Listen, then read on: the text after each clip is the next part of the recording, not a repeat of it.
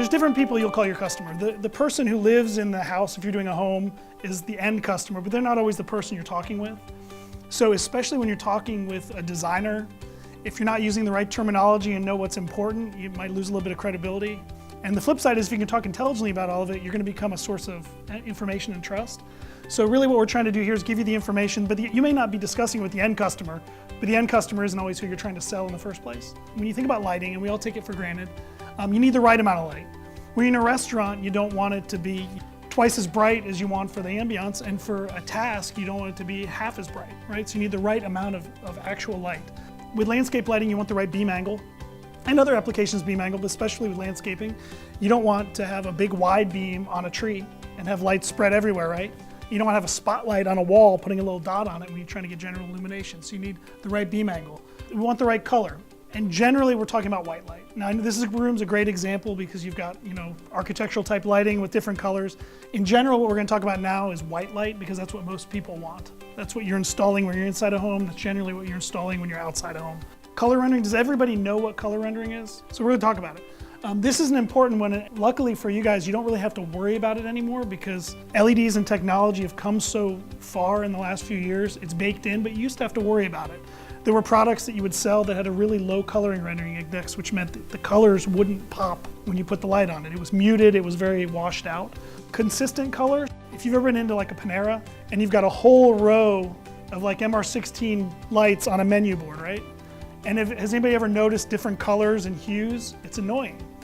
And especially if you were doing like a wall outside in landscaping, you wouldn't want to see a little reddish hue on one, a little greenish hue on another, so color consistency is really important. Low to no maintenance. LEDs themselves are very, very reliable.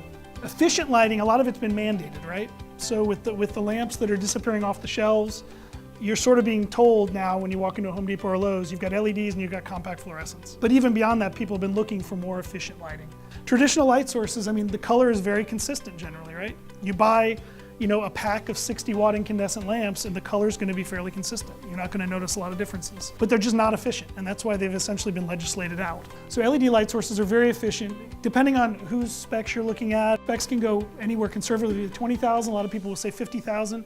If you went to the manufacturer of an LED chip, you'll see 100,000. In a perfect environment, they can last, pretty much forever. The problem with LEDs, though, is if you're not careful, and this is what we're going to talk about, the color can vary a lot, the hue of the color can vary a lot. People can select the wrong color not knowing what they're picking. And then the improper cooling is what kills LEDs. The LED chip itself generally dies because you can't get the heat out of it well enough. This is the LED component, right? You can have a board with many of them on it. These are different LEDs. It converts electrical energy to light. So did an old lamp, right? It used a filament and it wasn't very efficient. These are a semiconductor device and it converts it to light. There's no such thing as a white light LED. It doesn't exist. All LEDs that convert white light have basically a blue LED and a yellow phosphor, and that's what makes the white light. So you can mix different colors of LEDs and you can get a white light, but for general illumination, most people don't do it because it's more expensive and then the controls are more expensive and it really doesn't matter if all you want is white light. The LED manufacturers use a blue LED. The reason for that is a blue LED is the most efficient at converting electricity to light. And then they use a phosphor. And the amount of this yellow phosphor they put on there will determine whether it's a bluish looking white light, or orangish looking white light. When we talk about color rendering, it'll determine what the color rendering is, but that's where all the magic happens, is in the phosphor. There's some people who've put products out, and I'm talking about the components, where they've put the phosphor up on a surface like the lens. There's some benefits to it, but the phosphor at one time was a little bit expensive, so they wanted to use the least amount, and that's why they developed putting it on the die, but there's different ways to use it. But essentially you're taking an LED that puts out a certain color of light and you're converting it to the color that you want. This is a color temperature chart. If you bought the early compact fluorescents, the curly Qs, you came in and you installed it and it looked blue. And if you had an incandescent in one lamp in your room and you had a compact fluorescent in the other, you had this bluish looking light on one side and what you're used to on the other. And the reason for that is it's hard to make light in the color that we're used to efficient. Now you can get it. Now you can get compact fluorescents that are in this color temperature, you can get LEDs, but early on everything was bluish, and the only reason why is because nobody could get enough light out of it to make it the color we want. For most applications, people don't want a bluish light. In your home, you don't normally want a bluish light. In landscaping, you don't normally want a bluish light. So white light, if somebody talks about white light, anything in this whole spectrum. So if you go, again, I usually use Lowe's and Home Depot as an example because you can walk in and touch and feel things. You'll see lamps that are listed as 5,000K, 4,500K, and you'll see ones listed as 2,700 Kelvin. And it's an indication of what the color temperature is going to be. So, and I don't know how many people have an iPhone, but the iPhones now, you have night shift. You can hit a button on your phone, so at night it goes from the backlight being bluish to more of an orangish color, more in this range. The reason for that is there's all these studies now that, if you're watching TV before you go to bed or working on the computer or working on your phone, the bluish wavelengths of light affect your sleeping patterns. But there's a lot of studies going on with the wavelengths of light and how they affect you. And this is just one example, Apple put it in there on the phones, right? But it's all white light. And that's where you have to be careful because somebody can be talking about white light and you got to be specific. So CFL is compact fluorescent, right? Color temperature wasn't an issue with incandescent lighting because incandescent lightings were made to be one color temperature.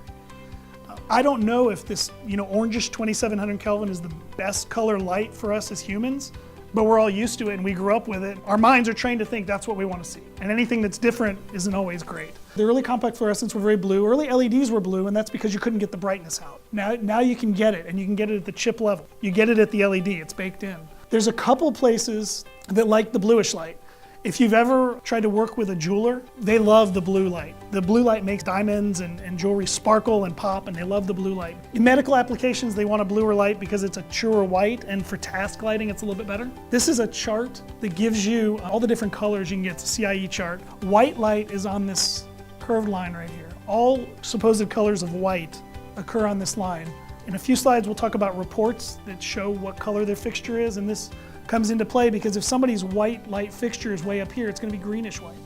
And if it's down here, it's going to be purplish white, right? It's not going to look quite right. So it's important where it actually falls on here. But this line on this chart is the accepted colors that somebody can call white.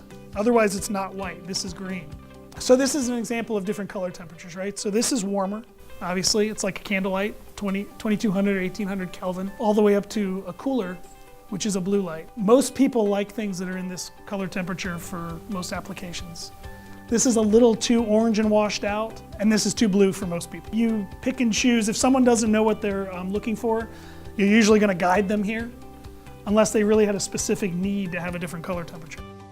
These are all the same lamp from the same manufacturer labeled as the exact same thing. With applications where you're going to have a lot of lights pointing at the same place, you have to be really careful. LEDs, when they make them, they have a tolerance on how the color is. And there's binning. So they'll have different bins with a slightly different color. But like I said, all in this one range here of 30,000 Kelvin white light, you might have a bin that's up here and a bin that's down here. But what they do is they'll do runs of LEDs, of the dye, and then they'll measure them, and based on where they fall on this chart with their XY coordinates, there's an X and there's a Y, they bin them. And so one bin may be a little bit greenish, and one bin may be a little bit bluish, and some of the bins are perfect, right? They're gonna come out perfect, but there's a tolerance in manufacturing. Over the last 5 or 6 years, the LED manufacturers have gone from having binning and yields like this, and they've narrowed them greatly. But a manufacturer like Garden Light, if they were buying from 5 different bins from a manufacturer, you could get different colors. So that's why Rayto and the guys buy one bin. They buy a single bin of an LED from Cree, so all of the LEDs used in the products are going to be in this tight region. So color rendering index is how well the light source can render the colors back when you look at it. 50 to 70, you can see it gets very washed out. 70 to 80 is considered good, and for a lot of applications, 70 to 80 is great. 5 years ago, if you wanted anything better than 80 with LEDs, you paid a lot more money. The manufacturers have put a lot of money into developing the phosphors and everything and getting the LEDs themselves to put out more light. So now it's typical to be able to buy them in the excellent range without having to worry. But it's a question to ask, and a lot of the things that we're putting here, like I said, it's not an issue with the Garden Light fixtures, but it's arming you if you have to explain why something you're proposing is better than what somebody else is proposing. It's the kind of questions you would want to ask. So what other product are they proposing, this other competitor? What's the color rendering index? How do they handle binning? Do they even talk about binning? Do they talk about color variation? I think everybody probably knows what beam angle is, but you want to pick the right beam angle for an application. You don't pick a spot when you want general illumination, and you don't pick a wide angle if you're trying to focus on a piece of artwork or a tree or something. So all LEDs generally have the LED and it'll have a little dome on it, and then there's a secondary optic that shapes the beam even tighter. And bad optics can give you artifacts. So on a wall, if you shine one with bad optics, you might see a circle that's the beam angle with a dark spot or with things that are not uniform. So that's another place where I know Reto and the guys have spent a lot of time making sure that the optics are properly matched with the LED. If you get it right, it looks great, but it's very easy to get it wrong if you're not detailed. So it's just another thing, but you want to pick the right beam angle. And people don't really know what beam angle they want. You have to help them pick the beam angle when they're trying to spec a job. This is the biggest shift probably for people when they talk about light sources. Wattage.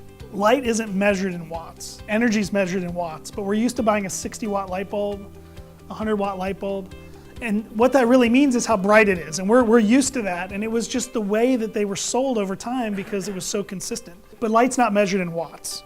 Light is measured in lumens. So if you're replacing a landscape fixture that used to be a 50-watt MR16 fixture, you got to get the right amount of light out of your equivalent, and that's going to be in lumens when you talk about LED fixtures. You try to talk in equivalencies, but it's an education thing. Over time, people would give up on watts, but it's hard to give up on what we know. So a 50-watt MR16, you needed to be at least 500 lumens. And that's 500 lumens out of the fixture, not out of the LED chip. And that's the trick people used to try to play, is they get an LED that put out light, but once you put the optics and everything around it, you lose light.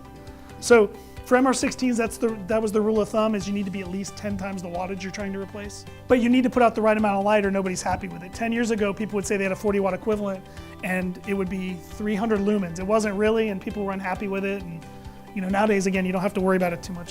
We're trying to not talk in watts anymore, but to do equivalencies, you have to talk in watts. And if you're talking to homeowners, you're always going to be talking in watts. So we talked about this. You want to use tight binning, and also who the LED manufacturer is. There's probably 5 tier 1 LED manufacturers in the world, and there's 50 others beyond that. And if you're not using a tier 1 manufacturer in fixtures, you run the risk of not getting color stability, not getting the same brightness out of different batches. This isn't a worry with Garden Lights products, but it's a question you can ask if you're up against another fixture and somebody's trying to decide whose LED do they use. Garden Light generally uses Cree. They're one of the most well-known in the industry. Choose a fixture that provides the right amount of light. Use the wattage equivalency only when you need to, but try to talk in lumens. So this is more of a general statement. It doesn't apply to the light and the LED. Early on, there were LEDs that would change color over time, and it would only take a couple years. Those problems are all solved from the tier 1 LED manufacturers. You won't get a color shift from a Cree or Lumileds or Philips or one of these guys' LEDs in 80,000 hours. You won't get something you can notice with your eye. But with some of these tier 2 and tier 3 guys, you could install a fixture and a year later it'll have turned color essentially. There's a report, I don't know if anybody's heard of an LM79 report. You can send your fixture to accredited labs and they'll take all these measurements for you. So that the customer, or especially lighting designers love this, they'll trust you, but trust but verify, right? So this verifies the data that you're giving them. It'll give you all the data on brightness, beam angle. There's another one that some people try to pass off that's just on the LED, but a report just on the LED is worthless because it depends on how you use it in the fixture. Fixture manufacturers that can't promise stability and color temperature will try to pass off these ones that have to do with the LED, and it's really not something you can use. Real quick, we'll run through them. They give you the total amount of light from a fixture. They'll give you the plot that shows you what the beam angle would look like on a surface. They'll give you all the power. They'll give you efficacy, which is just how much light for the amount of power you're putting into it. And the important thing is they'll give you all this information about the color. So why does your end customer care about the total amount of lumens? Because they want to make sure they're getting the right amount of light, right? That's important. They want to make sure you're not trying to sell them something that would be a 60-watt equivalent that puts out half the light you need. The Candela plot is the plot of what the beam angle would look like. It's really important to designers and specifiers, and sometimes they'll request a file that you can load into their software for simulating things, especially if you're doing a big job with lots of lights. You want to know if you're getting uniform light on the floor, or where you're doing things like in a museum or something, you want to make sure you're just highlighting the artwork and not spraying light everywhere. So this is an important one that they may ask about. It gives you a picture of what the beam angle is going to look like. Electrical current and power, it just verifies that you're drawing the amount of power that you say you're going to draw. It's important though when you're trying to size wiring, or when you're trying to hook up with an external driver, making sure you're not going to overload a driver or something. You need to know how much power you're going to draw. Efficacy is really easy. We measure the amount of light it's putting out, we measure the power. So efficacy is just how much light per power. So lumens per watt is the metric people use to talk about how efficient something is. You can see LED lamps and LED fixtures are up at 135 lumens of light per watt of electrical power. Incandescents, we're down here at 5 to 27. So you can imagine why you can't touch a 60-watt light bulb, right, when it's been running. It's mostly giving off heat and some light. In fact, in Germany, they banned incandescent lamps. They changed the regulations. So you had to be a certain efficacy. So there was a very creative gentleman who started importing them as heaters. And he was able to import incandescent lamps for an extra 6 months till they banned this loophole, because he imported them as heaters, not as lights, because they gave off so much heat. In some places like California and in the Northeast, where they may still have rebates for lighting, those are few and far between these days, you'll need to know the efficacy and have these reports to try to go in for a rebate. It's tough to get rebates for lighting, but there's still places where you can get a rebate. This is true. Designers don't care about the efficiency of a fixture if they can't trust what the light's going to look like. The most important thing is figure out what somebody needs, or even better, if they don't know how to figure out what they need, once you become educated, you help them figure it out.